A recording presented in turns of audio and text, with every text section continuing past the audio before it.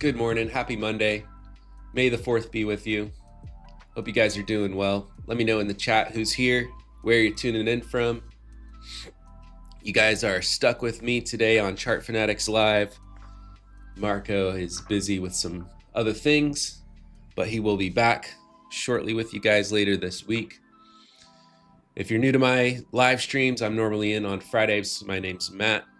I trade order flow on the S&P and the NASDAQ. We're going to get into it today. May the 4th be with you. What's up, guys? How many Star Wars nerds we got in here? Yono-san, Perry, good morning. Welcome in. Welcome in.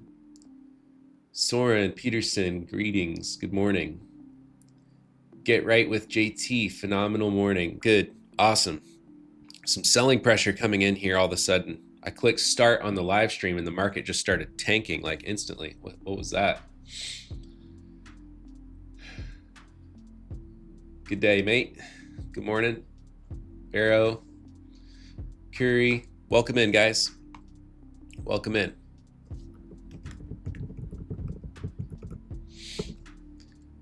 All right, so we're going to get started with some analysis for the week. It's going to be a patient day, I think. We've got NFP this week, which is always one to put a star on your calendar to watch out for. There's also some escalations going on possibly with the US and Iran. Again, it seems like that's just on again, off again. Juan, good morning. Blessings. Good morning. Thanks for tuning in here on this Monday morning. Magico 11ES Magic. I have some PTSD seeing your name there. Magic, the Orlando Magic just flopped. If you're a basketball fan, been watching I'm from Orlando, so been watching the Orlando Magic. They just absolutely tanked in the playoffs there. Disappointing. Good morning. Good morning. Let me know in the chat where you guys are tuning in from. Let me know in the chat where in the world you guys are tuning in from. Quick shout out to our sponsors, Prop Firm Trader being one, Apex, TradeZella, Alpha Capital. We got giveaways today. These sponsors make this channel possible for you guys. So make sure you check out the discount code there. One, just why overpay? Get the best discounts on those products if you need them. And I think check out TradeZella as well, code CF20. We will have giveaways. Let me just verify.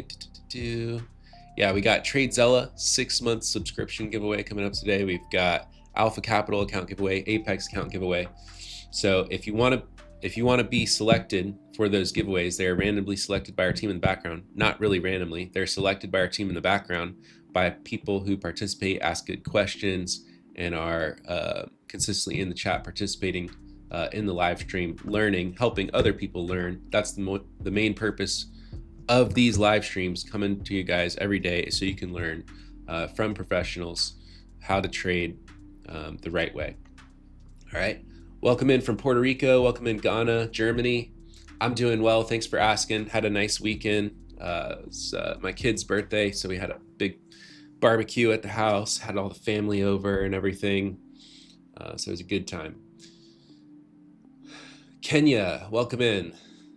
Let me know in the chat where you guys are tuning in from this Monday morning. Texas, Tejas, California, there we go, El Salvador, New York, sweet.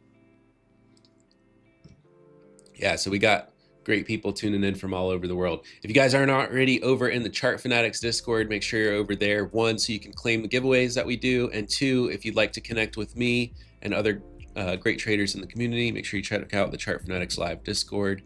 And also check out the channel. If you want to see updates from me, the Matt Owen channel under the CF Live team, you can see updates from me as far as analysis and things like that.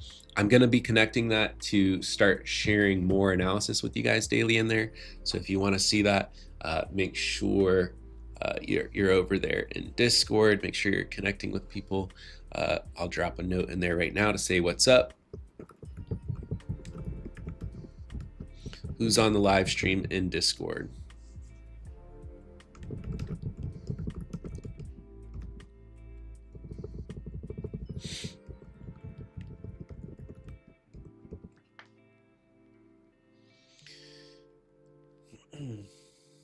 What's up, guys? What's up? All right. So let's get into some analysis here. Marco's not going anywhere. He's just dealing with some other stuff right now. He'll be back on the stream later this week. Me and Marco switched this week. Normally I'm on Fridays. Normally Marco's on Mondays. Astute observations to you all in the chat. Today I'm here and Marco will be back. Everybody loses Marco for one day and they're like, oh, where's Marco? Where'd he go? Where's Marco? Marco, are you in the chat? We need a wellness check on Marco.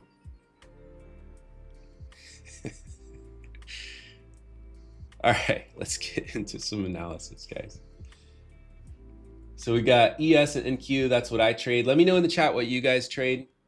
If you guys trade CFDs like Marco, if you guys trade, Marco trades futures too. I trade the futures. Let me know if you guys trade the CFDs, if you trade futures, gold, what's cooking? For me, it's just ES and NQ. I do analysis on more stuff, but primarily all my trading is just on ES and NQ.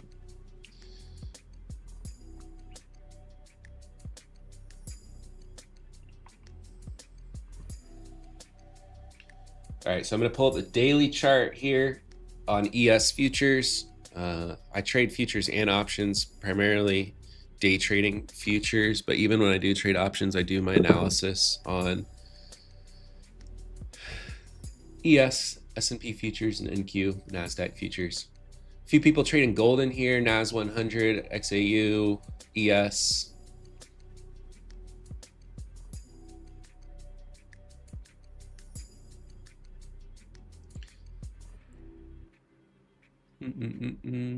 Morning.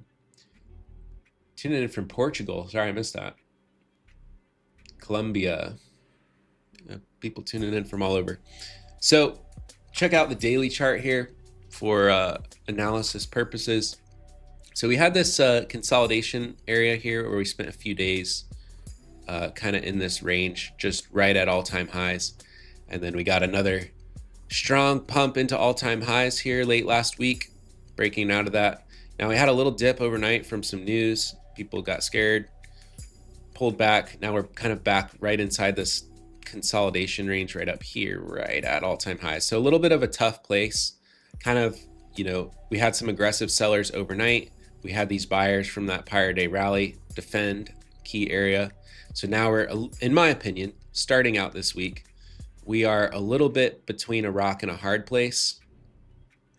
So I'm a little bit not risk averse, but I'm just watching out for potential balance in here, especially early this week. We've got NFP upcoming. We've got some uncertainties around the Strait of Hormuz right now in Iran, with the US kind of launching a new effort to reopen that to shipping, escort some ships through there.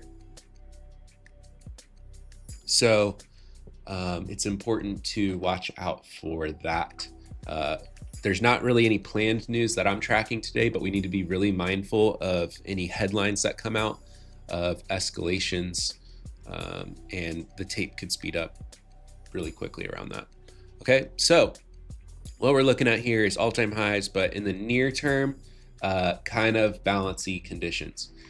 I will mention, I've been noticing NQ has had a bit more relative strength, and I'll point that out over here. So let's, oh, sorry, let me switch this, go over to a daily chart here on NQ. So for me, I typically go through higher time frames, technical analysis, and then I start looking at a little bit more nearer time frames, multi-day volume profiles to see like where the market auction is balanced and imbalanced. If you know me, I'm an order flow trader, and I primarily analyze the market through the phases of the market auction, which I like to frame with volume profiles and looking at that. If you're familiar with, you know, auction market theory or Wyckoff theory, kind of the same stuff to me. But looking at NQ here, daily chart, you can see how we've even in that period where we had that consolidation in this range here on ES, NQ stayed with the higher low trend, stayed strong, and then accelerated here into all-time highs. This pullback was more subdued then ES didn't even get under prior day lows there like ES did. Wow, market's jumping again. So some volatility coming in. So just relative strength here on NQ. And what that means for practical purposes, typically for intraday trading, especially scalping, I like to be with the leading instrument. For most intraday trades, if there's strong relative strength or weakness on one name or the other, then it's typically best for intraday positions to be trading the leading instrument. Why is that? Because the lagging instrument can often lead to a lot more choppy conditions. It can be make less exaggerated directional moves with that momentum that you're possibly trading with. And so imagine like, this is an example from the book, The Studies in Tape Reading, but imagine like a group of ships, tugboats, are all in the ocean together, right? And they're all linked together by ropes, right? And then imagine one is the strongest tugboat and starts moving directionally, and the others, there's like a delayed reaction and they kind of bounce around and then they eventually start following in that direction. That's kind of how correlated assets are in the market. So if you're looking at like the top names in the S&P and in the NASDAQ, or if you're just looking at the indices like ES and NQ like I am, right? You kind of see that reaction. And when you're trading short term with momentum and volatility intraday, like most of us here are, it just tends to be the best plays trading the leading instrument. You're gonna have the cleanest analysis, you're gonna get the highest R multiples, you're gonna get faked out the least, right? So that's part of it. That's not always the case. It really also, another thing when I'm looking at both multiple instruments is just the overall context and location, right? If one has just a much better location and trade confirmations overall and everything, money can kind of quickly rotate from one sector to the other, right? So it's important to be in tune with that as well. So I was just giving you a recap quickly of why I'm kind of observing how there's been relative strength. I've been taking a lot more scalps on NQ the last couple of weeks because I've just seen cleaner reactions.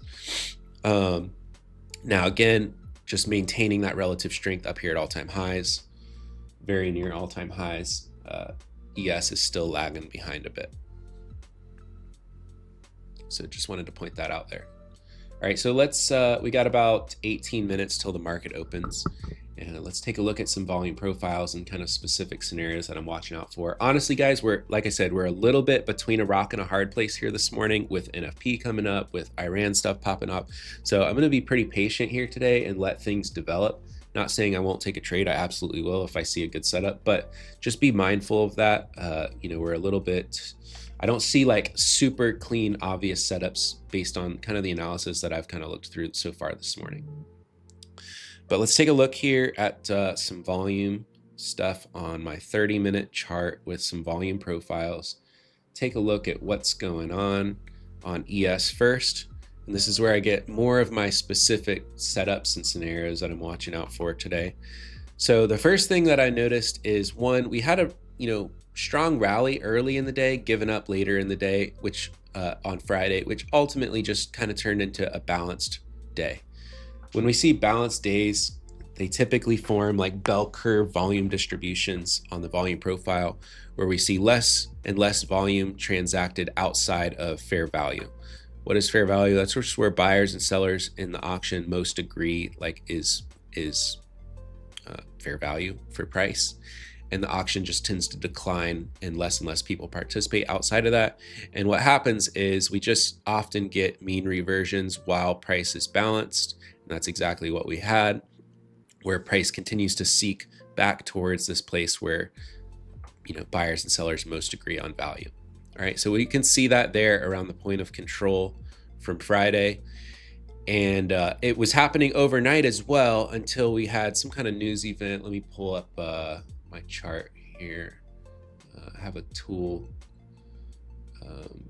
Market AI, that gives me a nice little overview of different things.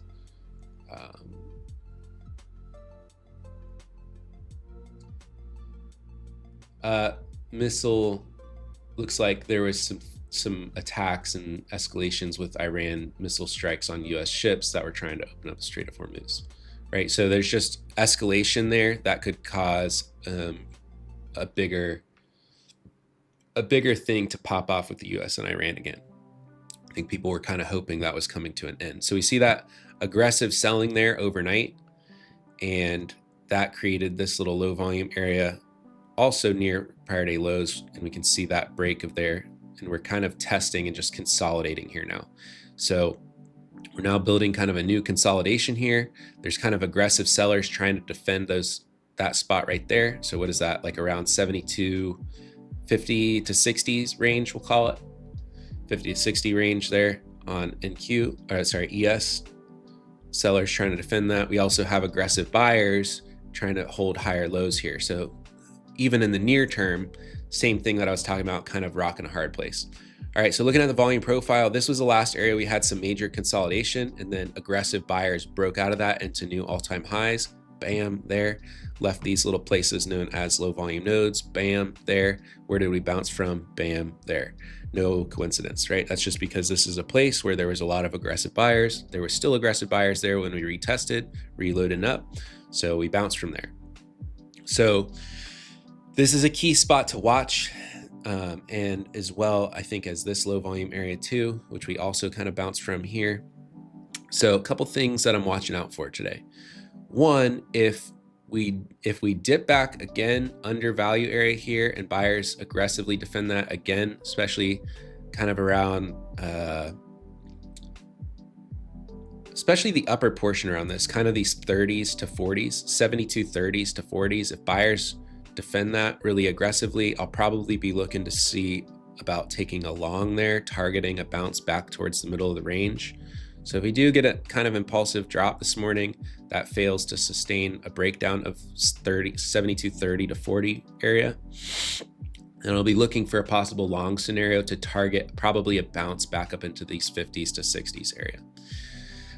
Speaking of that 50s to 60s area, if we get strong momentum that recaptures back above that, especially in like the first 30 minutes this morning, we could be heading back towards 75s, 85s, prior day highs into all-time highs, right? So if the market just shrugs off this news that caused that panic selling overnight, we could squeeze right back into the highs again.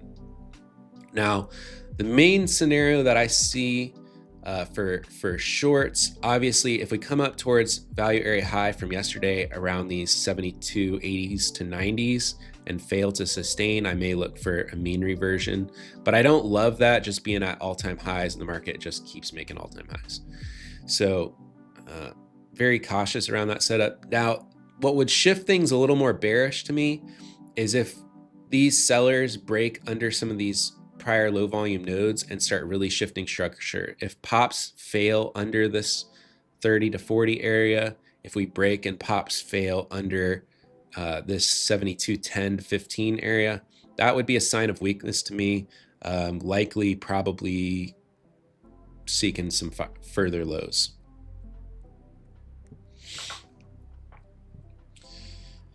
Excuse me. So that's what I'm watching out for on ES. Let me drop that in the chat for you all. On Chart Fanatics live Discord as well here. Matt Owen channel, make sure you check that out if you want to see the analysis from me. All right. So let's take a quick look at NQ now. Now, overall, kind of the same thing on NQ. It's just a little bit stronger. So, one sec here.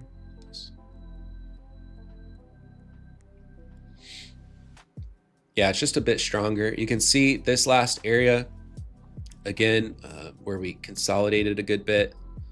See all the volume built in there, and then strong buying aggressively broke out of there. Much stronger than ES on the breakout of there. We rapidly went to the next place buyers and sellers agreed on price, which was in here. Tried to auction a little higher here, did not sustain. We kind of retraced this low volume area quickly back down to the last area where we had some major buying that broke out of that consolidation there, and that's where we bounced from. So similar to ES, you can just see how it's relatively stronger. Dips are not sustaining as much. Kind of a tail of volume down here did not get accepted.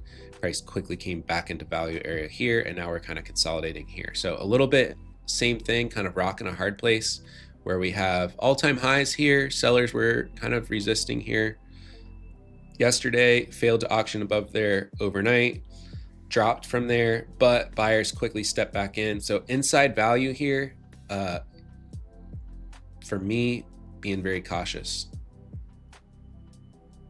Very cautious in here, inside value. Buyers and sellers are mostly in agreement here.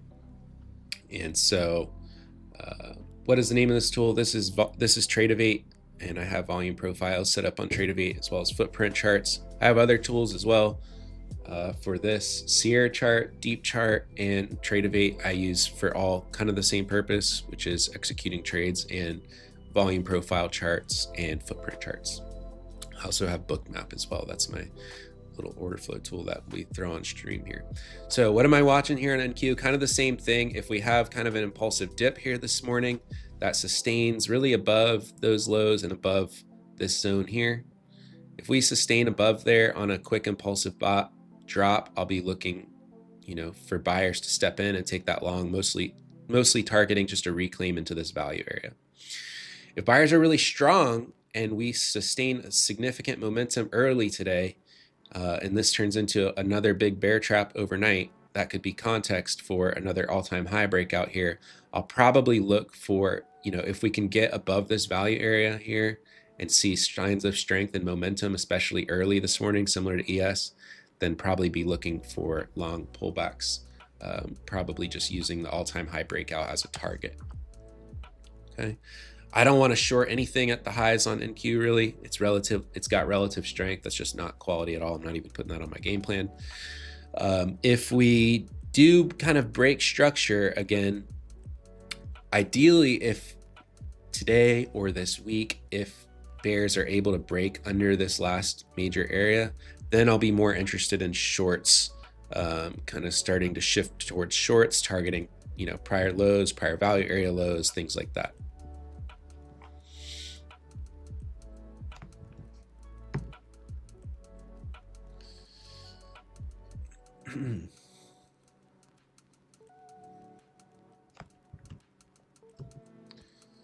All right, so we got about 8 minutes till the market opens. I like to make my live streams as educational as possible to give you guys insights. So make sure you're asking questions throughout. I always do my best to take time to get back and answer you guys. If I miss anything, if you have questions, you can hit me up on Instagram. I'm pretty responsive there. I do my best to respond to everyone there. So you can always reach out to me there on Instagram. If you haven't checked out my channel already, on Friday, I dropped on YouTube a new order flow trading series that I'm running. So you can check that out as well on YouTube. Episodes coming out every Friday now. So check that out as well. Let's see what questions we got in the chat. Do you watch New York volume only? No. I look at the full day volume profiles, and I also look at the intraday volume. So if you look at my Bookmap chart here, we see the full session volume profile here on this tab. And on this one here, we see the chart volume profile. So that's showing me the volume profile of just what's on my Bookmap screen here. And then on my footprint charts on Sierra chart and Tradeovate, and Deep chart, whichever one I'm using that day for whatever reason, I have a day volume profile there as well for the intraday. So this first major area that I'm watching here on ES is this 50 to 60 area. There's kind of a low volume node there, still holding. Aggressive sellers continue to reject. So that 50 to 60 area is a key spot to see if buyers can break out above or fail to break out above and reject back lower towards the overnight lows.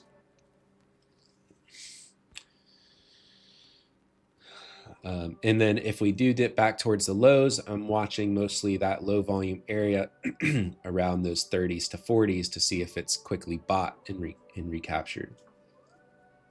So nearest term areas on ES that I'm watching is that 50 to 60 area. 72.50 to 60, and 72.30 to 40. And then on NQ, similarly, NQ is just so much relatively stronger. If we drop back towards VWAP, that also closely, if I zoom out here on my footprint chart, we can see a clean visual of this. One sec.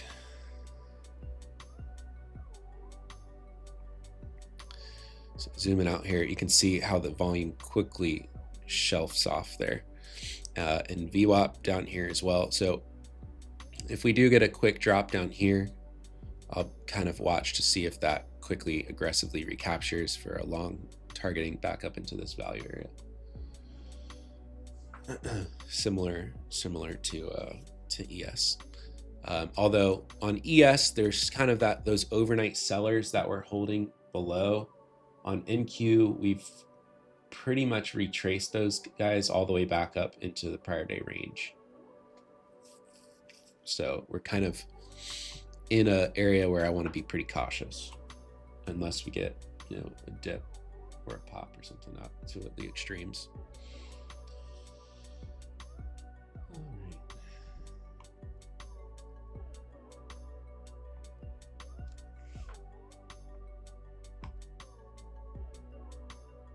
There's no time frame on this chart. This is my footprint chart zoomed super out. Let me zoom in, show you what that looks like if you're not familiar. I zoomed way out just to mainly look at the volume profile there. But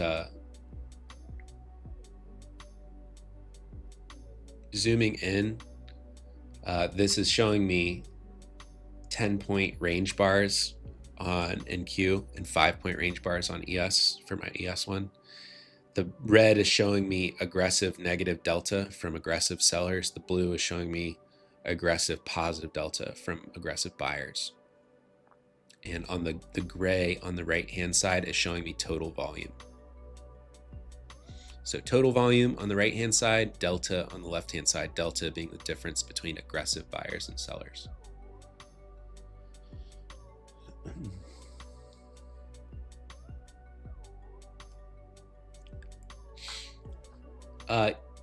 Yonasan Perry asked, why would it tap into the low volume node in reverse as opposed to dropping further into it? Well, it already dropped further into it overnight and got aggressively recaptured. So if buyers are really aggressive still this morning and still think fair value is higher, then if we drop into the upper portion of that low volume area, it would be viewed as a discount and an opportunity to quickly buy. And if those aggressive buyers still have strong intent, especially early today, you would want to see them step in quickly.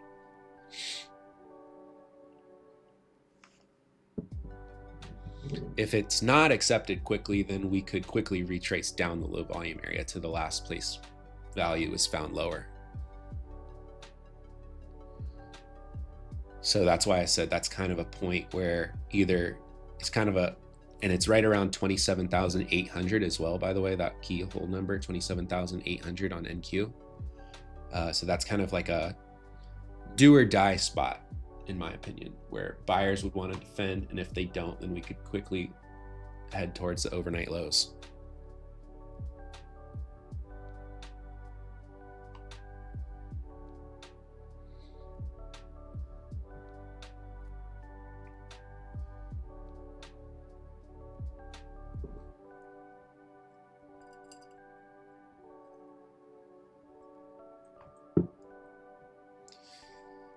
Curry said, hey man, I find CVD range breakouts with closed 5-minute candles as good confirmation. Have you ever used it as confluence or confirmations? I've never used that specifically, but it sounds solid. And if it's working for you and you test it, back test it, forward test it, and it's got strong edge, then there's a million ways to do confirmations and make money in the markets.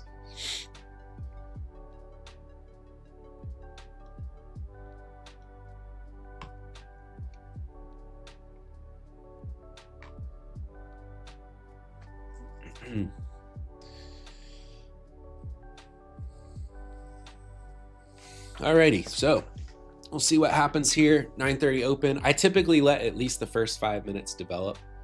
There's just a surge of activity. I am, again, watching out for things to be a little tricky just because of what's going on with the US and Iran and what's going on with economically, right? We have NFP data release coming up this week. ADP NFP data release on Wednesday, which is kind of like the precursor to the actual government data release NFP on Friday. So these weeks are always, at least in my experience, can be a little tricky as the market kind of like repositions on expectations of what that information will be. And then, you know, kind of similar to the stuff that we often see on like FOMC weeks as well.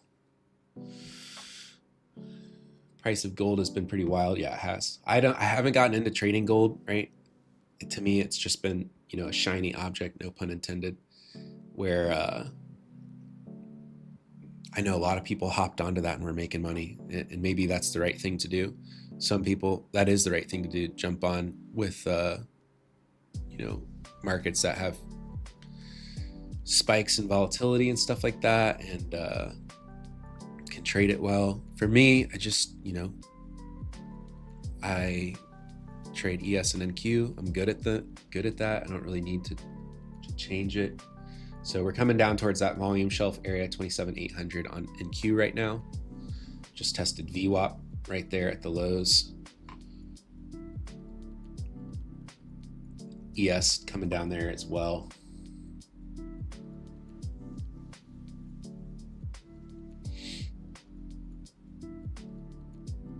Fortunately, this is happening in the first minute of the market being open. I would have liked this to develop a bit more.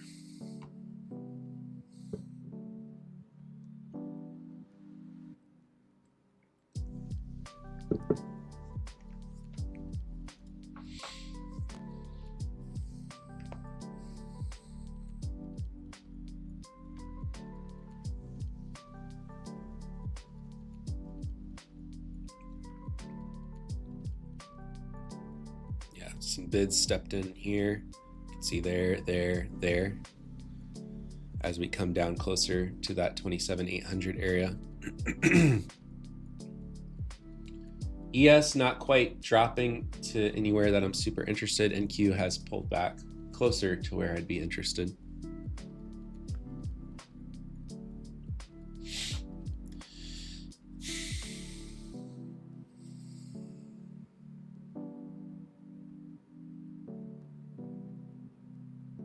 Some aggressive buying stepping in here, trying to defend on NQ.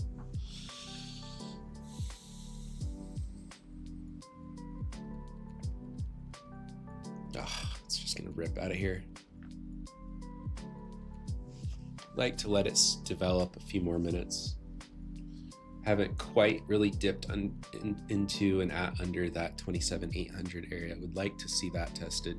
You can see here where that volume really quickly declines off under 27,815.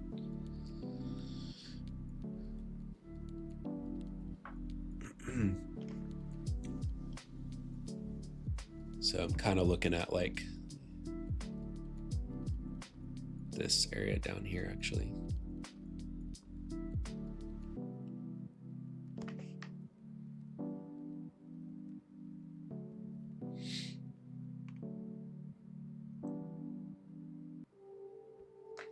If it just rips from here, I'm going to be disappointed.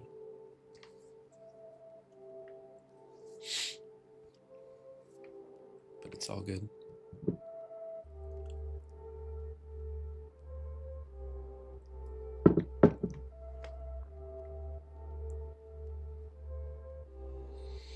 Got bought right off VWAP, like multiple times now.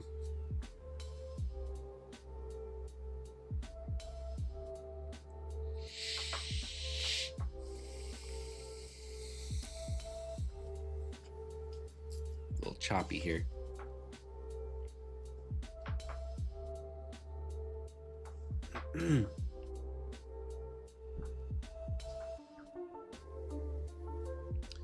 Spike price is hovering above pre-market high. Yeah.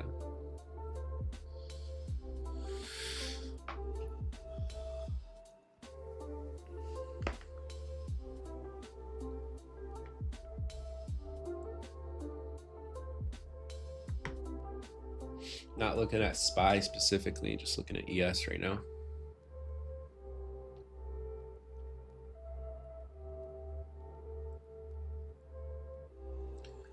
Do I use delta divergence? Not on like the day volume. If you're talking about like the delta of like the day, not really. I definitely use like near term analysis of like delta. Ah, man, I might have just missed that there.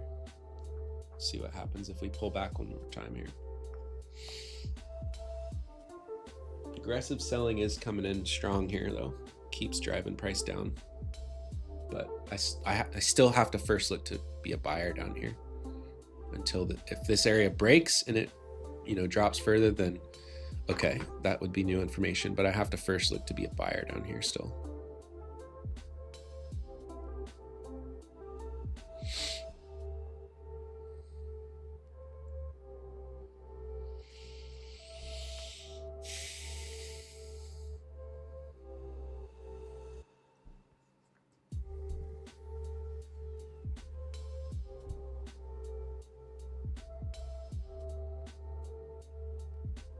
So we're starting to get that first few minutes developed here.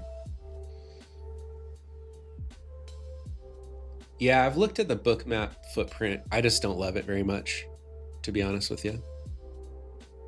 Some more bids stacking up here around 27,820 down here. See that dark red spot on the heat map there. Yeah, I've looked at that. Man, this thing is gonna come on back. Come on.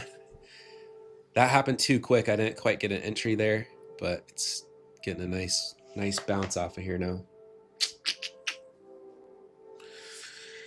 Yeah, I've looked at the bookmap footprint chart. I just don't love it, and it's kind of, I already have better footprint charts on another screen. I think that's better to have. Maybe if you only had one screen and you were looking at bookmap and you wanted kind of a footprint chart set up as well, then that would be a good tool for you. For me, I have a separate dedicated screen for it, so that works for me.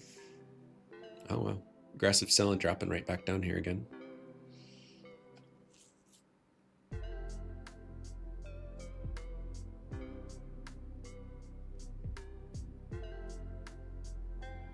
Got another dip down there. Man, that box is holding so far.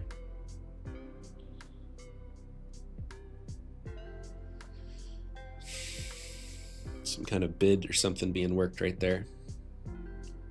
Some kind of bid thing stepped in. Pulling back though.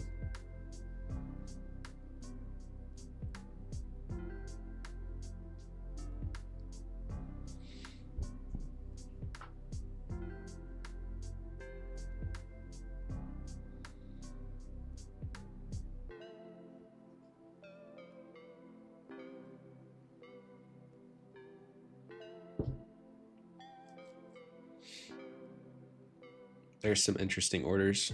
Just triggered that absorption indicator there. Some bigger orders stepped in there.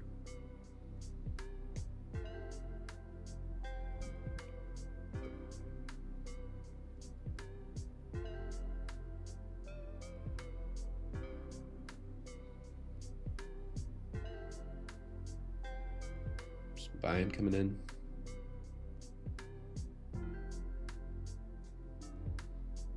Trying to step in. I tried this long here at 63. I'm gonna have a stop just under 17. Just a very tight stop. I'm out. Took me out there. I'm gonna watch for a deeper dip here. Had a very tight couple point stop there. Came back. I was looking for it to shoot immediately. I want to see if it dips back and holds this bid here again. Kind of sweeps back one more time. Takes out those lows. Certain bids stacking up in here again. Oh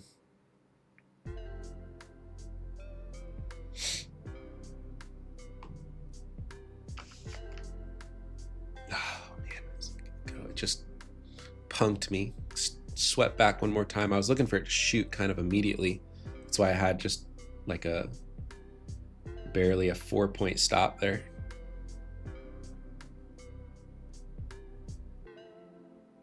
I liked seeing that absorption there and then aggressive buying starting to step in. But We'll see what happens. It's still kind of building here. It could go either way.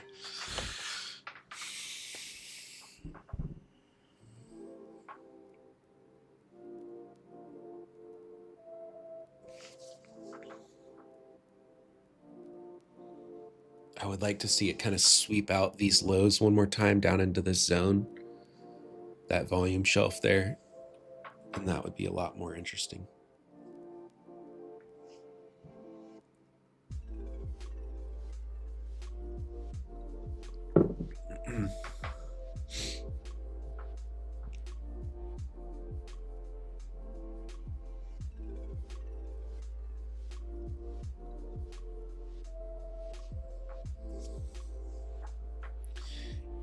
Yeah, I would love to see it sweep back into this and get absorbed here. It just feels like it's ready to rip though. That's why I tried it there once and it pulled back and stopped me. Yeah, and there it goes. Son of a gun.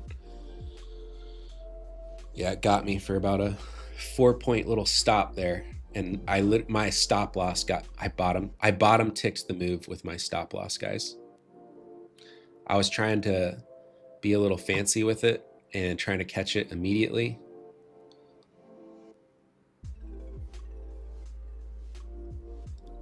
Bottom ticked the move with my stop there. Son of a bitch. Ugh, annoying. There it goes. I had a feeling I could just see it. It was ready to rip. And I was just a second too early. I should have just had my stop a little wider is really the problem. Should have had my stop a little wider. I should have had my stop like under one of these lows, and I tried to be a little too sharp with it. Then I would have been in this for a 30 or 40, 50 point win here. Son of a gun. There it goes. Yeah, I could see it building. After this absorption triggered right here, I could see it it was ready. It was getting ready to rip. So we'll see if it sweeps back down here. Unfortunately, that's one of those ones where I just had my stop too tight and my stop loss literally bottom ticked, like a 50-point move here now. Oh, man. Yeah, it just looked... So what I liked here is, one, that volume shelf at these lows. The market is bullish still overall. It was right just a couple points above the zone where I really wanted to be a buyer. And on that pullback, we saw that larger passive buyer larger buyers taken these aggressive sellers as we pulled back there. And you can see how that triggered that. And then aggressive buying started stepping in. That to me was the read. It felt like it was about to surge. Like it just unfortunately punked me right one more time, just a couple point, like literally to the tick. I'm not even joking you, to the tick. Let's zoom in. It literally got me to the tick. Yeah, it literally. My two contracts were literally the two contracts at the low. My two NQ contracts were literally the two contracts that transacted at that low to the tick at 1650.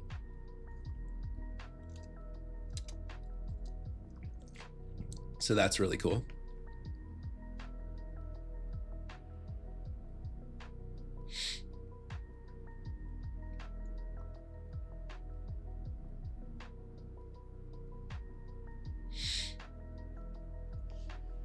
I'm trading mostly 1 to 2 contracts right now.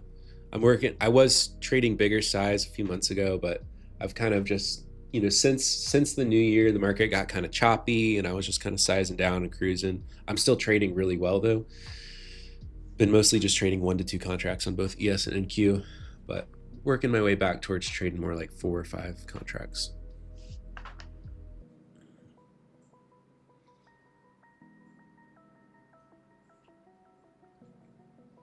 Yeah, that was a solid read there. I love, and what I was looking at for target was these prior highs up here into the 50s to 60s, and maybe these highs up here into the 70s to 80s, and both of those hit. So it would have been a really nice scalp off that low volume node into those highs. Let's check out ES. ES is, yeah, this is why I've been trading NQ more lately. Getting like 50, 60 point moves even on a scalp on NQ, and ES can barely move 5 points. Very balanced here. Look at that bell curve. Very balanced. Aggressive buying still coming in though. Aggressive buying still coming in. ES looks like it's definitely ready to do something.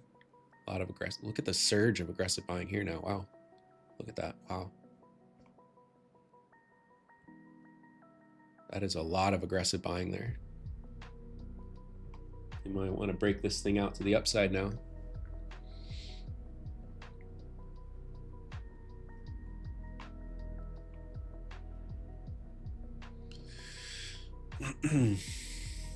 So I'm still watching that. Basically scenario one was that little pullback to these low volume areas on ES and NQ to get defended, targeting a bounce back up towards the to highs, or at least the middle of prior day range. NQ is a little relatively stronger, holding higher lows, so that's why I was a little more eager to buy the dip on NQ. And unfortunately, I just bottom ticked this move. Bottom ticked it with my stop loss.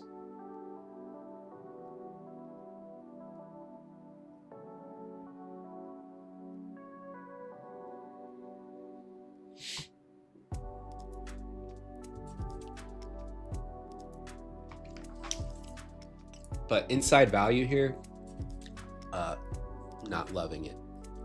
That little dip was a little bit more at the extremes of that value range. And you can, I'm also talking about this shelf volume down here as well. So that's where I was more interested, in this green box down here. And you can see the reaction off there is incredible.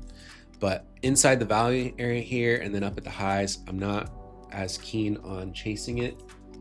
Although I do like the momentum here. If we get kind of a pullback, like I said, that other setup, kind of a break and retest at the highs, targeting the all-time highs, is still a possibility.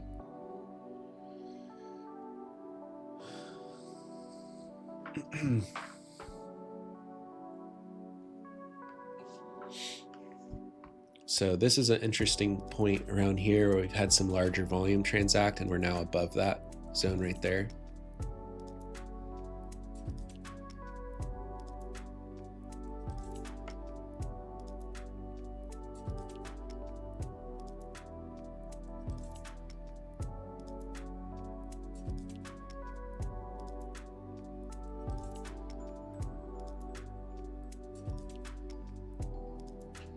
Aggressive buying, trying to step in and buy that.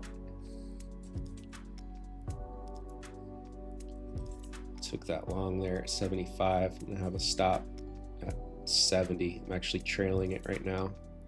Looking for this to pump back into the highs again here. If it sweeps back, I'm immediately going out break even here now. Just want it to sweep into these highs up here.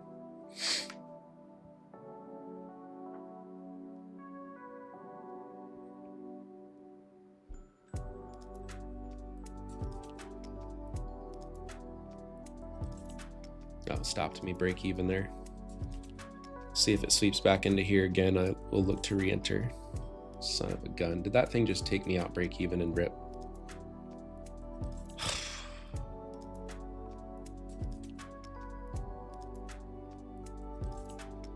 All right, we'll see if it pulls back into this green box again.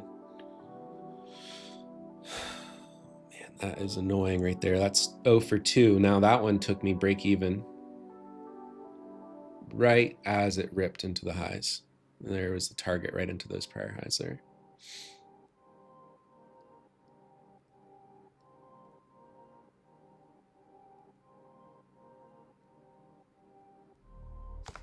If it sweeps back in here again, still look for it. And the reason is I like this spot where this big volume transacted. Now we're breaking out above it.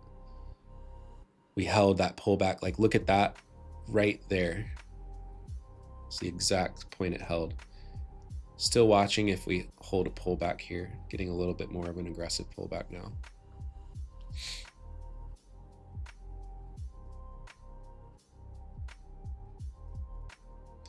A little bit more aggression on this pullback.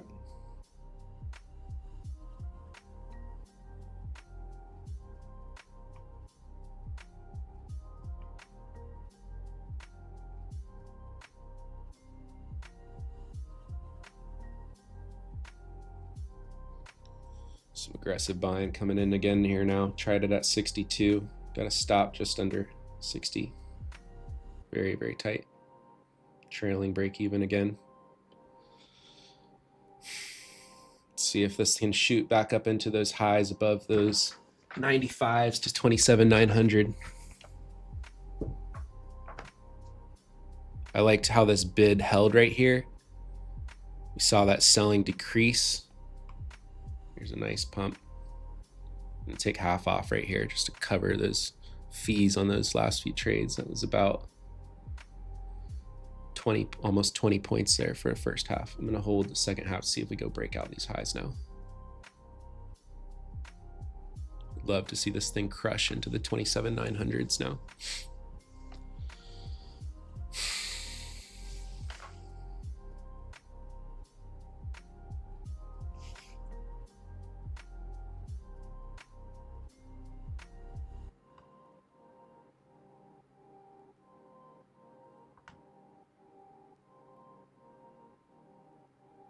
See if I can move my screen.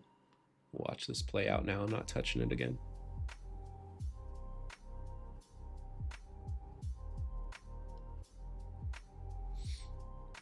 If I can go break these highs, may flatten all.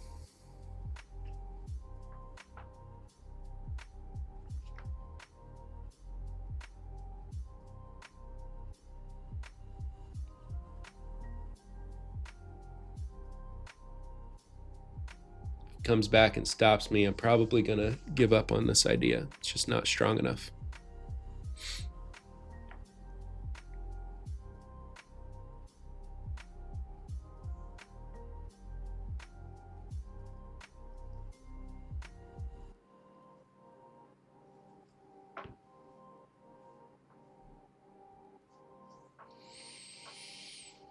Would like to see it accelerate into all this liquidity up here at the highs above 27,900. That's what I'm watching for here.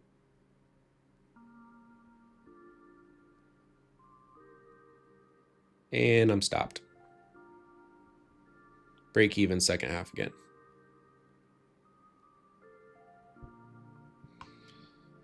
See if it pulls back and holds a little bit more here, but I'm just not loving how the buying is just kind of running out of gas here.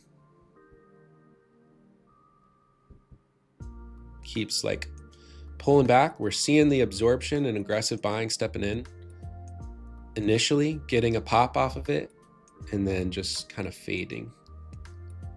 Did not see what I wanted to see was bigger aggressive buying step in and really accelerate this thing to the highs. And now it's probably going to do it after it stopped me. Break even again.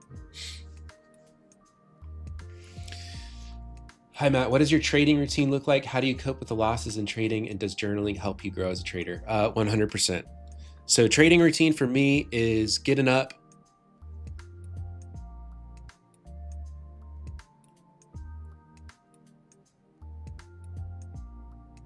Trading routine for me is getting up early. Typically I'm reading, I'm in the charts around 5, 6 a.m. Doing a bit of reading, do initial early analysis, and then I go for a run, get some exercise in daylight early, and then come back at around 8:30, start doing more of my actual scenarios, game plans for the day, see what's updated in the pre-market, and then I'm mostly training from like 9:30 to 11. The market wizards are stop hunting me. It dipped back one more time there and got me again. I'm glad I took a partial take profit there, though. Glad I took a partial take profit there.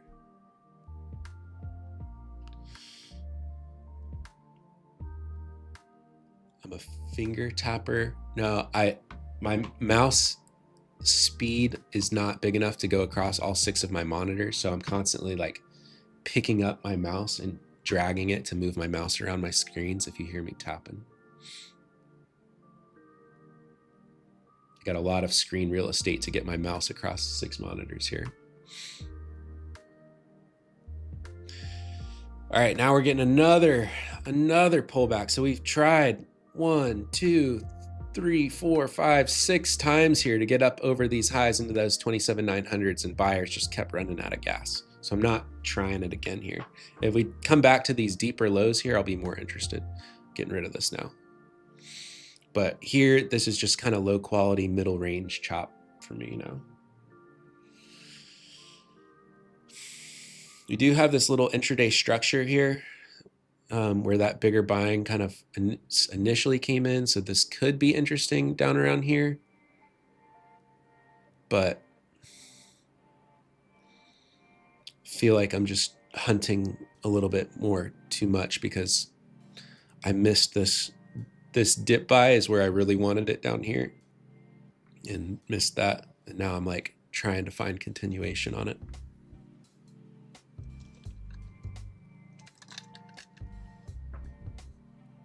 That's right. I scalped a few points there, made back some break-even commissions, and that couple point took like a 4-point stop on one of them. So it's all good. It's Monday. What's up, Usman? Welcome in. Nice to see you. We're kind of grinding in a channel here, actually. Mondays are for warriors. Yeah, there's been plenty of Mondays that I just sit cash. Plenty of Mondays that I just sit cash. Yeah, look at this channel that we got going on here. To me, it still looks like building for, buy these lows, and it's gonna rip out of these highs eventually. Personally, that's what it looks like to me, but I'm a little exhausted of trying to catch it. And maybe that's the true point where it's gonna actually break out. I'm exhausted of trying to catch it. Now it's gonna do it.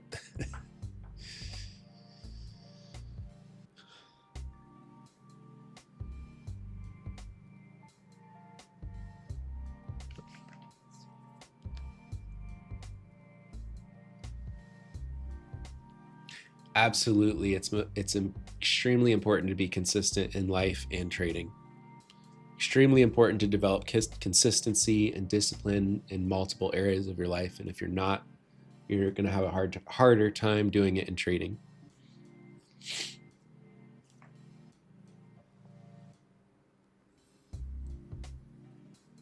Yeah, I take trades on stream all the time here. Muhin asked.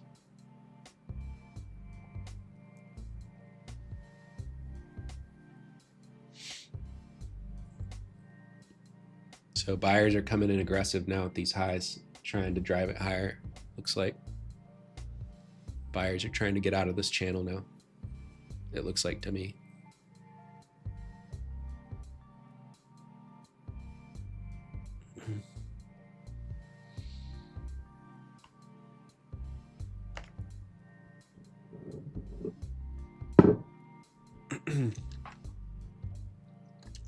Little microstructure channel buyers are trying to break and retest out of here.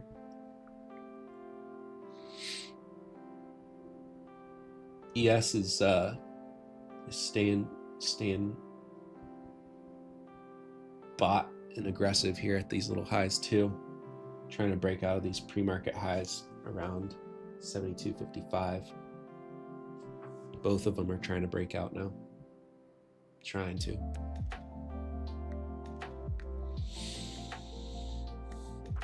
So far, every time buyers have applied pressure at these highs, they've gotten rug pulled though. But this is a little different structure than we see. You see the selling kind of dwindle off there, like sellers ran out and buyers are coming in stronger. So this is kind of interesting. We'll see if this holds. I'm still looking for that kind of momentum into all-time highs that I talked about. Here's those 27.9s that I was trying to tag with a target. It just got too choppy in that channel to try to catch it. Got so choppy. But it was building. That's what I said. I was looking for it. It was building. It was destined to happen. Now we'll see if buyers can carry outside of that 27.9 above, or if we get kind of absorbed there and drop back into the range.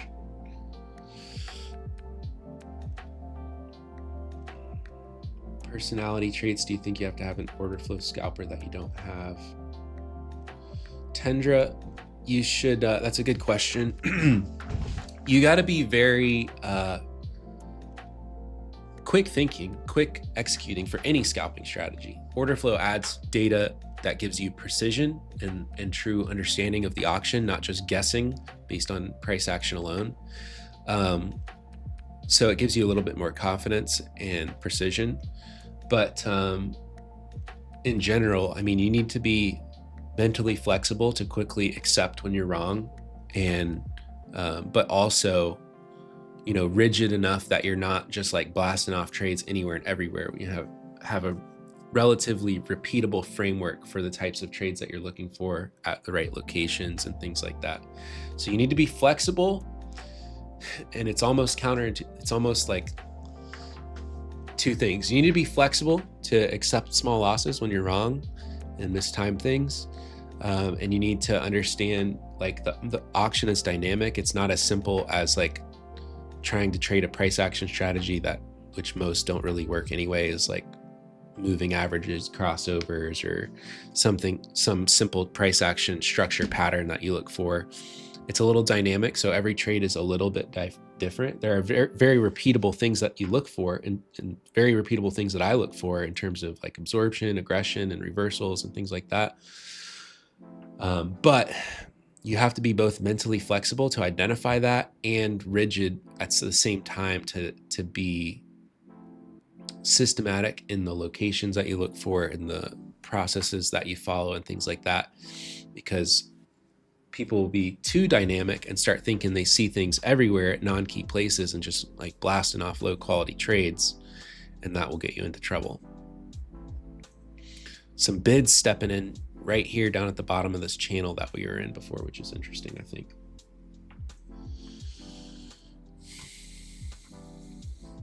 So we've kind of broken out of that range now, which is kind of like an ORB type range that has formed here in the first 30 minutes. And we're kind of breaking out of it and now trying to retest it here, which also aligns with this channel as well, setting up here. Yeah, if scalping is just not suited for your personality, then don't do it. You don't have to use order flow to just scalp. I use order flow on my bigger swing trades as well, just more macro, looking for large things that I look for some more macro type trades for swing trades. And I look at order flows for that as well, around the entries for it. But it's not like you have to be a quick order flow scalper like I do for my intraday trading here. You can use, there's multiple things that you can use it for. But if scalping intraday, which by the way is one of the more advanced and more difficult things you can do in trading. The longer you open up your time horizon for trades, the easier it gets. The more narrow the time horizon, scalping and things like that, the more advanced, the more difficult. And you know, the markets are very efficient half the time. For those shorter time frame trades, you're competing against algorithms. So generally speaking, the wider your time horizon, the easier trading is. And the more narrow your time horizon, fast executions, intraday trades, the more advanced, the more difficult. Just a general rule of thumb. Especially if that doesn't already fit, you know, your brain, your personality and things like that.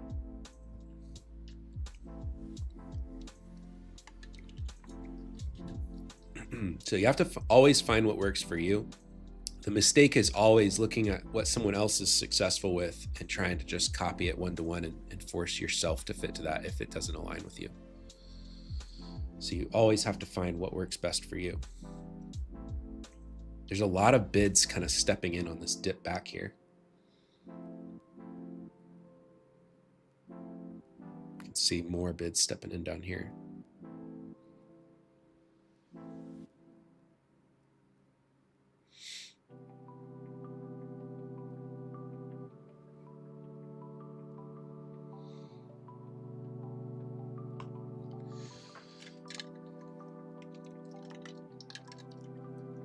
I've just been finding more opportunities on NQ lately. There's been better volatility, better direction. ES has spent a lot more time chopping and sideways and not making directional moves much. And I mean, just look at this, just an absolute barcode. There's hardly a single tradable price leg here for me on ES.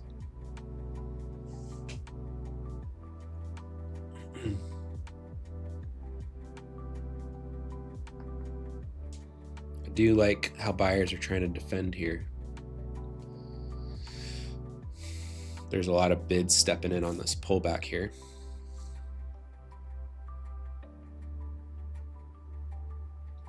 Seeing more here, more here.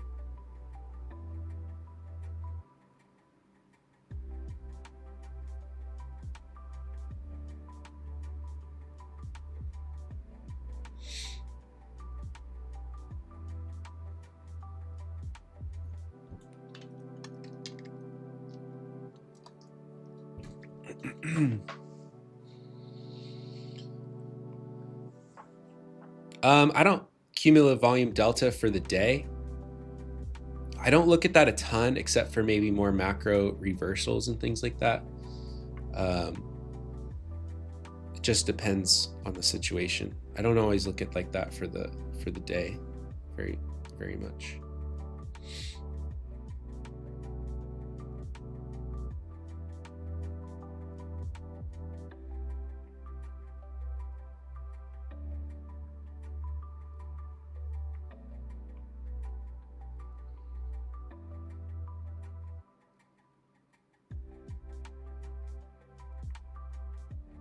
Yeah, that's not something I always look at. I like how these bids have supported this dip back here like multiple times now, and aggressive buying is trying to come in again. I've seen these bids holding multiple times here, and aggressive buying stepping in. There was much less delta. I took that long here. There was much less delta of negative sellers on that last pullback. Stops trailing. Stops at 75s. Would like to see these highs break out into the 27,900s now. See how there was much less negative delta on this pullback than this one.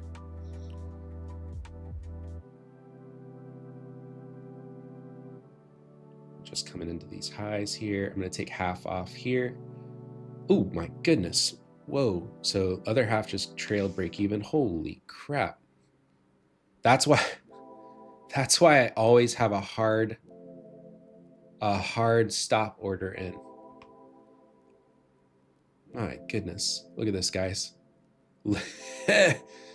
Oh my goodness. It's not even showing my fill there.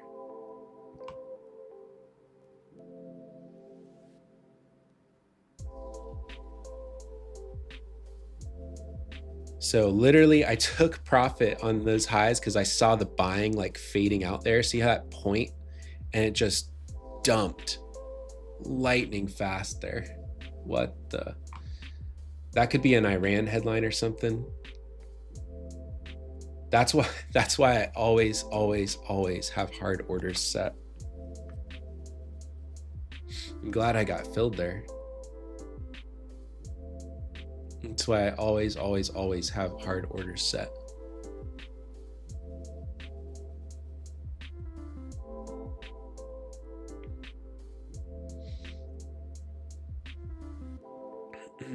So I use OCO orders that partially manage the trade for me. When I get in a trade, it automatically sets a take profit and a stop. And then as soon as the trade's up like 1.5 R, I have it set right now. The stop trails break even. I actually did get slipped there about 1.5 points on NQ on that second half. So that first half I took profit for like 15 points. And literally, as soon as I took half profit there, the tape just got absolutely swept there. And it did, my stop was a tick above my entry. And so I got slipped there for 1.5 points on that second one. That was wild. Did NQ do that too? Or ES? Yeah, we slipped back there on ES. But this is, I mean, even with this range going on, I'm still able to find 10, 20, 30 points or more. If I would have held that trade from earlier, more opportunity there. But ES has just been, what is this, 50s to 57s, like a 7-point range, and not realistic to catch the absolute top and the absolute bottom of that. So that's why I'm looking at NQ right now. There's just like nothing going. Wow, that was something.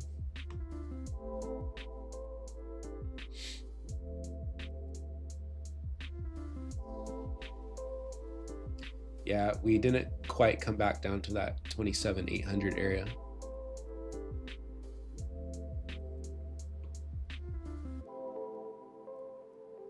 This is pretty sloppy here. Honestly, I'm probably chilling now.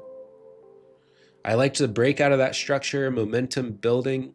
Still the same trade that I was looking for from the pre-market game plan, which was if we get momentum kind of above this range here, look to go long into the all-time high breakout. But it has been punishing trying to catch it here. Now, fortunately, my trade management has kept me in profit and continuing to stack up profit on the day here. But wow, that was brutal. That is why you always have a trade management plan, risk management plan. Even when things go crazy, still can rack up some profits on the day. What a nasty pump fake there, right into that little zone that we mentioned earlier. But unlikely I would have bought that anyway. Do see some bigger absorption stepping in once we got down here, but wow, tough, really tough. The tape just got nuked there, absolutely nuked, and now we're blasting into that target that I wanted, that 27,900 plus. Literally every time I take a trade, the tape gets nuked and then it shoots into my target.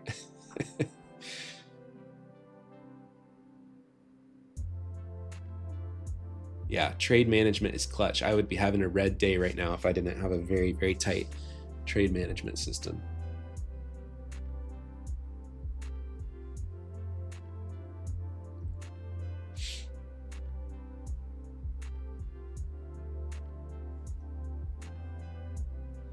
And part of that, like I said, part of that decision-making process, I outsource to my OCO orders, right?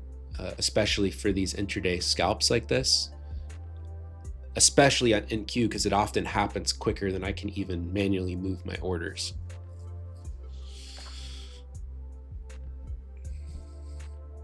So highly recommend, if you are scalping, using OCO orders, some kind of trailing setup to, one, force you to stick to your trade management plan, and two, sometimes things like that happen quick. Like there's no way I would have been able to move my stop fast enough when that thing swept, right?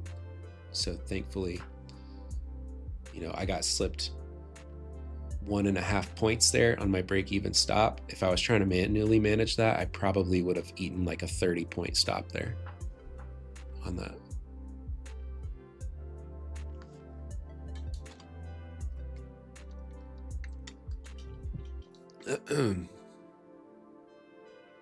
I still like it. I just have had a hard time catching it. We just chop back, chop back, chop back.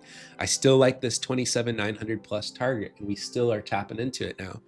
It's just been difficult to catch because we keep having these tape bombs sweep back, sweep the lows, and then shoot. Realistically, that's what I should be waiting for, is these kind of pullbacks. That's what I was trying to, is these quick little pullbacks to get in on, like here, just has one more is always around the corner before the next move up, until I'm not in it. But that's kind of the nature of the game like this when we're kind of inside a value area like this. I'm looking for continuation of this dip buy that I was really looking for today, didn't catch, and now I'm looking for the continuation of it into those 27,900s target. But inside the middle here, this is why it's very difficult trying to catch it.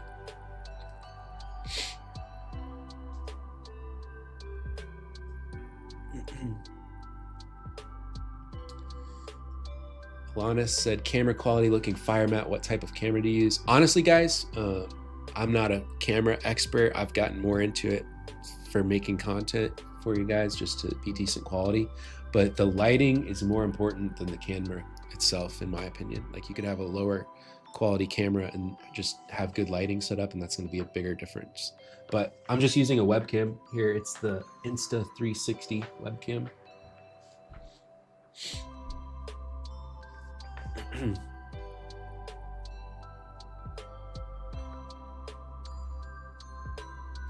Over time, what specific order flow pattern has proved the most reliable, and how do you experience that, or how do you read that? Honestly, one of my favorite things that I use for multiple different trade setups, and I have different variations of it. I have lots of different variations of it for different setups, but it's always kind of some format of this. One, we had this volume shelf down here, so I look for larger negative delta, and even this was the same pattern that I just used up here for this entry up here as well, just a different variation of it. But I like to see a strong negative delta get absorbed, and then aggressive buying come in, start the reversal, and then a pullback where we see weaker negative delta, and that shows me an exhaustion of sellers and bids stepping in, rebidding and absorbing them, right? So that, and then followed by more aggressive buying, and ideally you see the aggressive buying increase on the reversal. But literally, I use that confirmation in different variations, and I teach people that I coach on that as well, different variations of that for different setups. But right there, seeing larger aggression get absorbed of negative delta, and then weaker negative delta showing more exhaustion and bids, like that point, that moment in time where absorption turns into reversal from aggressive participants. And that, and some variation of that, I use all the time for all kinds of different trade setups. That was a good question there, Abel.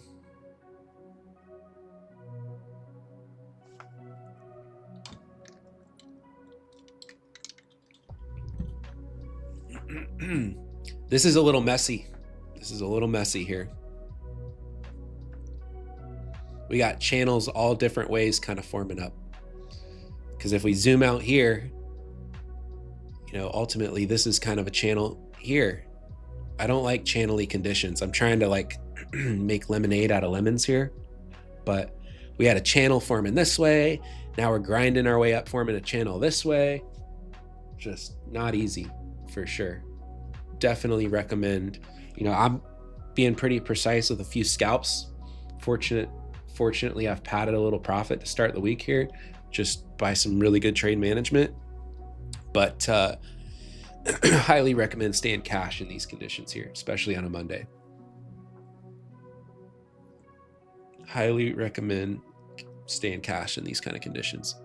ES too, like actually ES is getting a little more directional up momentum up here now. Some bigger buying has stepped in here now on ES. This last bit of absorption here, followed by aggressive buying. Now above this 55 spot, that's been prior resistance multiple times here today. The biggest problem for me with this overall though is just looking at the chart here of the last couple of days. It's kind of the middle of the range. It's just the middle of the range. So it's just the overall context and location is not great. I like the structure that's forming intraday, and it could possibly take a scalp off of it, but and that's kind of what I've been doing a little bit today. I had like my general game plan, but then just kind of looking at the structure that forms for the actual trades, because Just don't have really quality structure or anything here, so just kind of using some volatility intraday to make some lemonade. This is what when I'm doing these kind of scalps, intraday structure forming and seeing like that, I kind of just call it making lemonade out of lemons.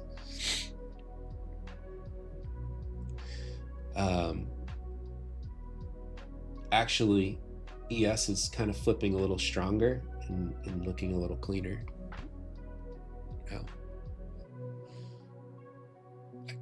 So I'm looking at this kind of area. See this consolidation, and then we broke out of it just above that 55 spot. You can see where those aggressive buyers really took over.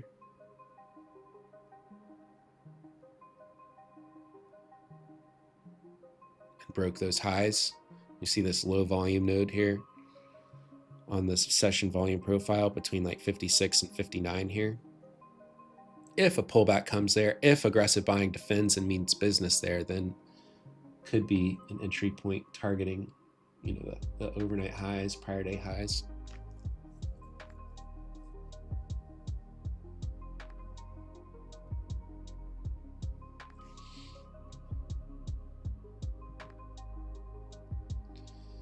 Biggest mistake even experienced traders, even myself, can fall into sometimes is just over analyzing stuff in the short term and kind of going against, you know, losing sight of the bigger picture, losing sight of the auction overall, and trying to, I call it trying to fancy dance moves, which is, you know, trying to, you know, like I said, sometimes like today, I'm trying to make lemonade out of lemons, but sometimes if you start narrowly focusing and trying to overanalyze stuff and you end up trying to fight momentum, here I'm trying to go with momentum, right? It's an easier read. Obviously, I'm seeing momentum shift to the upside here since this morning, and that's what I've been looking to go with.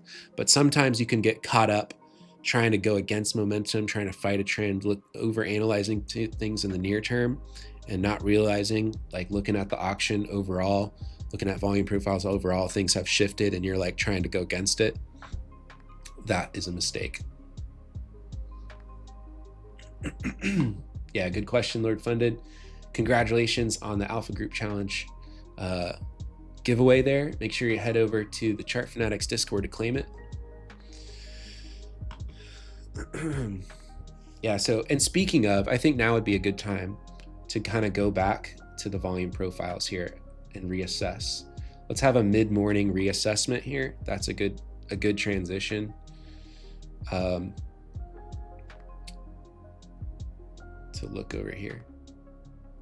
So looking at ES here, this is where we kind of built that consolidation range. This is what I was talking about, is that last area under the lows here at that volume tail. This was a point, we didn't really get a retest of it during regular trading hours here. That's what I was really looking to be a buyer at. We did kind of get a retest there on NQ just briefly this morning. That's why I was trying to long it. And now we've gotten some momentum back above this. So if we look at this consolidation area here, we have this low volume node still intact here where these aggressive buyers have just now shifted structure. So if we get a pullback there, I may like that to target those highs, target those highs, target those value area high there. Could be nice as well.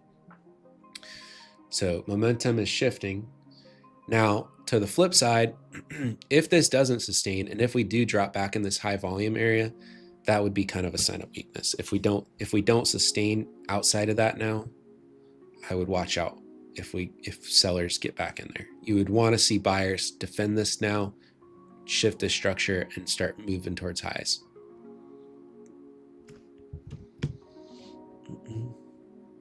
That is the thesis. This is straight out of my game plan from the pre-market. Nothing has changed. Just looking at what forms intraday to see where is a quality point to try to catch it. Looking at NQ here, again, same thing. We got a little bit more of a pullback there off the open, right to that volume tail. That's where I was trying to catch it. So you can see here, that volume tail from overnight, that sell-off was not accepted by the auction. We quickly recaptured up there, and I was looking for those pullbacks towards that volume shelf there, which is now like the value area low there, which we just got a pullback to right off the bell this morning.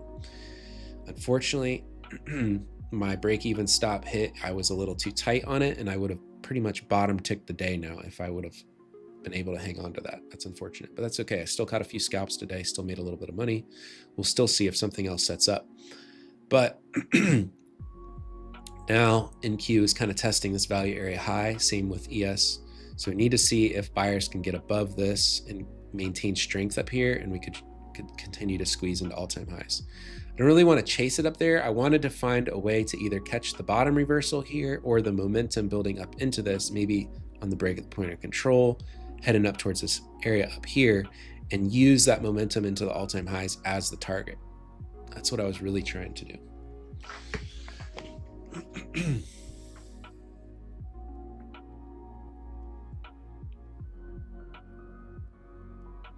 So just a kind of a quick update, reassessment on what's going on here. Really just kind of the same game plan since this morning. Nothing's really changed, just seeing as it develops.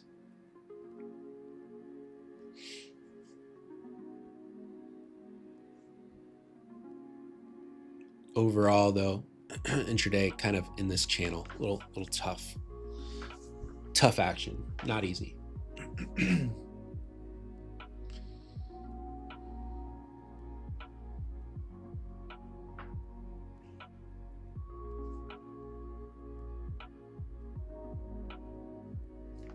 How much significance do you find the delta CVD showing the opposite direction to the direction after prices run? It depends on what time frame you're looking at that from. Aggressive participants are the ones that move price, not passive. But if there's a significant delta, like say there's a significant positive delta in a range and price doesn't move higher, then who's on the other side of that? Large passive participants. Right here, I'm not really seeing much divergence. There's aggressive buying and price has been moving higher. Aggressive buyers are in control so far today, which is what I've been trying to capitalize on pullbacks from. So there's not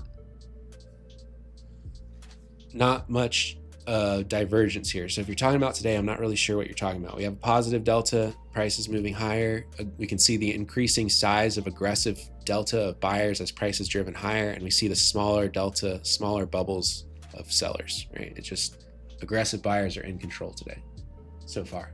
That could change, that could flip, right? If we come up to a high at a key level, at a value area high, something, support and resistance, supply and demand, and we see a significant divergence of positive delta, but price is not moving higher, that could show us absorption where large passive sellers are absorbing, and that could possibly result in a reversal if that starts to unwind. If price starts to reverse from there, everybody's position long, everybody starts stopping out, price comes down, right? Because what do they have to do? They have to start selling to cover their positions. Aggressive sellers see blood in the water, start selling, plus the passive sellers that have already, been selling there.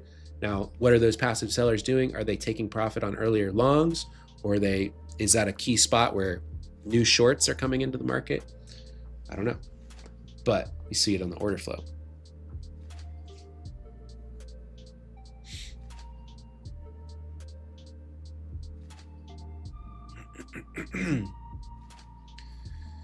Good stuff, good stuff. Do you ever take scalps on a counter trend? Yes, I do. I'm not saying I don't take counter trend scalps when there's good confirmations and a good level, but you need to be aware of that for your trade management. If I'm taking a counter trend scalp, I'm often not trailing profits. I'm not holding for bigger runners. I'm looking to be all in and all out. Similar to when I'm fading a balance range, I often do that too. Unless I fade a balance range and just significant aggression takes over and goes and breaks the other side of that, and I'm just positioned at the right place. That's awesome when that happens. Those can turn into big home runs. But generally, you need to be aware if you are taking a counter trend trade, what is your trade management plan for counter trend trades, right? So I have specific ways of doing trade management, profit management, things like that. If the trade is counter trend, I need more confirmations to take a counter trend trade, and I have closer targets, and I don't really hold runners, things like that. In trending conditions, if one side of the market is significantly controlling the direction, I need less entry confirmations to go with that on a pullback or something, right? Because I already know which side is controlling the market. I don't need to have significant confirmations. Maybe one or two good confirmations is enough. Maybe I need more on a counter trend trade. And then I'll likely have a systematic way of trailing my profits, having multiple profit targets, and open that up because I'm going with a trending directional move. It would not be wise to necessarily do that if you're just trying to capture a counter trend temporary reversal. Now, there are some points, it depends, again, it depends on the situation. Sometimes on a deeper pullback, more of like a capitulated pullback at a key higher time frame level, something like that, that's different. And maybe I see higher time frame levels and stuff like that. Then maybe at the moment it's counter trend, but I'm looking for more of a big higher time frame reversal based on that. So it all depends on the setup, the confirmations, and what your plan is going into that. The most important thing is just to be systematic and have a plan for how you do those different types of setups. If you're not consistent with how you do those different types of setups, likely you're going to reap the cons and not the pros of whichever way you're trying to manage it. It just tends to work that way. Meaning, if you're inconsistent about how you trail profits on counter trend trades or with trend trades, you're likely to cut profits too soon on the ones that run, and you're likely to eat, all the cons. And then, it's just important to be consistent and have a plan for the different types of setups and your trade management for them, things like that.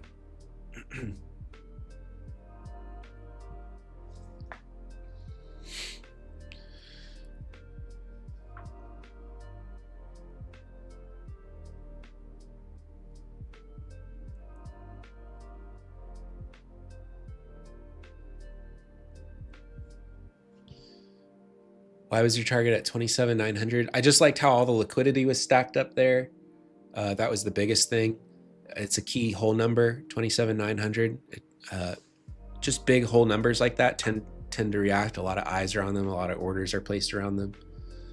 That was kind of it, really.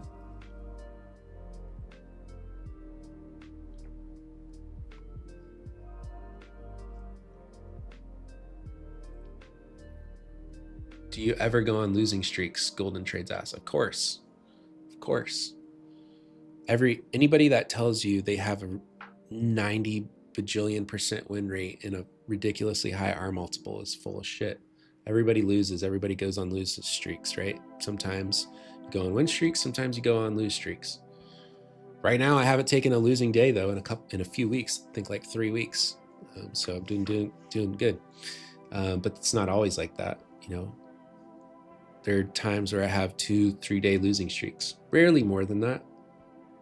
Just based on my setups and system overall and everything. I have setups for all different types of market conditions, so I tend to adapt and do well. But sometimes when I'm slow to adapt and conditions change, market changes significantly, sometimes I go on a few day losing streak.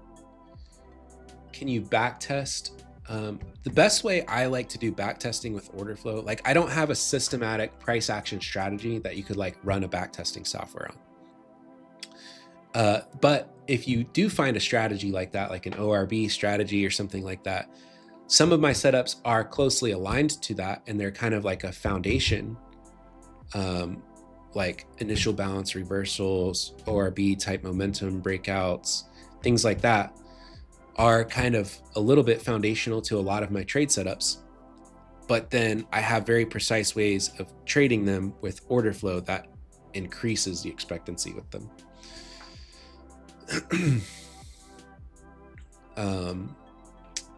But the best way I like to do backtesting and order flow is to like look at those things, look at reversals, especially, I mean, I primarily trade reversals. I do trade breakouts, momentum type setups too, but to me, they're almost like a reversal within a move, because I don't chase price. I'm always looking for like a micro pullback of some kind.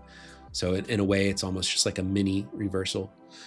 But looking at those and going back and replaying the data and watching the relationship between passive and aggressive participants when those reversals occur, and replaying data like on Bookmap or footprint charts or whatever, is really the best way to get that feel for seeing it play out and develop in real time.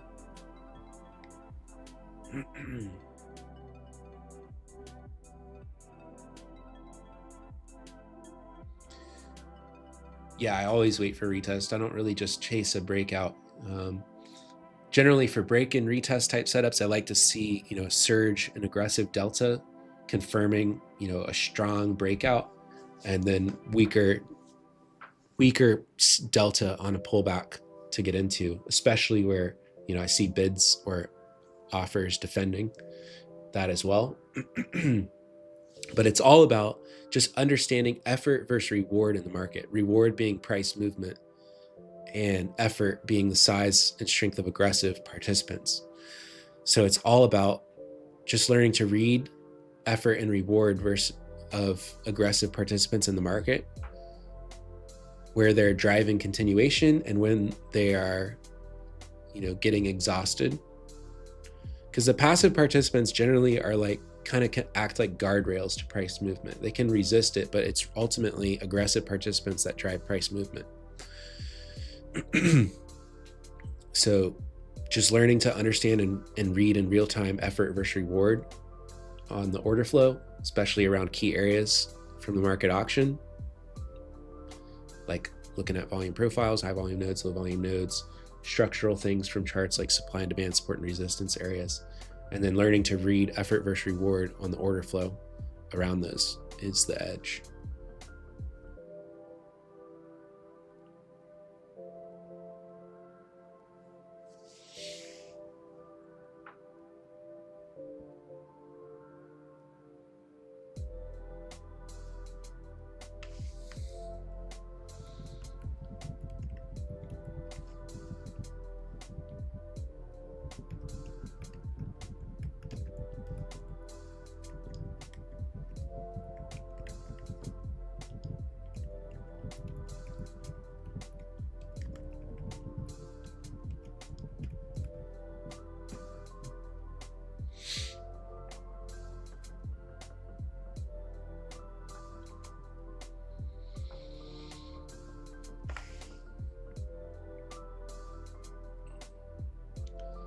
Mohammed asks, how do you mark your supply and demand levels? Yeah, generally, is it based on volume? Yeah, I generally look for structures on candle charts, like where we have areas of consolidation that, create a new move out of them, like fair value gap type price action structure, where we have a consolidation and then price aggressively moves out of that. And I look at volume profiles as well for that to add precision of like where the volume is built up in consolidation, like an accumulation or distribution phase from Wyckoff theory, if you're familiar with that, and then look to see when, an aggressive move come out of that, and look at the volume that transacts, where there is low volume nodes, where are there big size participants.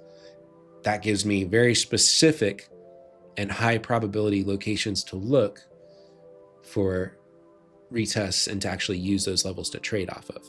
Not that you can't, I'm not saying you can't use it with those types of things with price action alone. You can, and there are people that are profitable traders with that.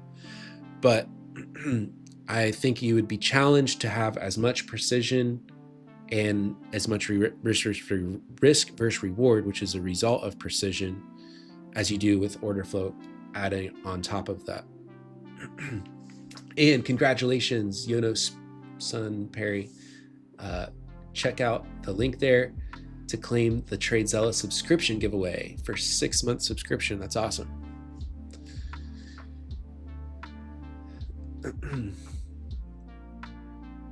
So for me, this price is getting a little grindy, a little late in the morning here. We don't really have any news coming up today, planned news, right? We may have some headlines that surface around Iran and US, but don't have much on the economic calendar that I'm checking. Tomorrow we have ISM manufacturing that could spark some volatility. So watch out for that tomorrow. Wednesday, we have ADP non-farm payrolls news, which can again spark more volatility. Thursday, we have consumer inflation expectations. Friday, we have NFP.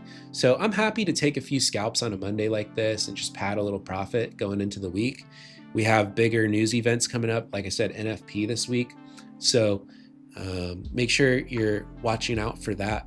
I would be a little bit risk off in these current conditions now. I was looking for some volatility this morning, especially if we could get a dip back here to buy. That played well today. So overall, game plan on point, locations on point, but structure is a little grindy, a little choppy here, which has made it hard to capitalize on much more than a scalp. So going forward, I would watch out for choppiness inside value. If we break out and continue into all-time highs here, great. If you're positioned for it, I would be cautious chasing it. And if we fail to sustain that and we drop back inside value, if we look at the value area from the last 2 days, that's basically overlapping now. Looking at NQ here, let me show you this. So if we look at that lighter gray area here showing the value area in this volume profile, essentially overlapping in this range now.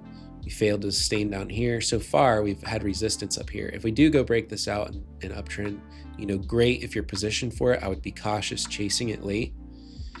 If we pull back and hold outside of this value area now, that might be a setup to watch for. But the timing of this, especially just given how this has been a little bit grindy and choppy this morning, coming after 11 a.m., later in the day. It may go today, but just in general, I like to kind of avoid that late morning chop, early afternoon chop, which can often ensue. So that's going to be a wrap for me, guys. A couple base hits, no big deal. And hopefully you guys got some value and learned something. Be mindful of the upcoming news this week. I would avoid, if sessions turn choppy inside value area waiting for news, I'd be cautious of getting involved with that.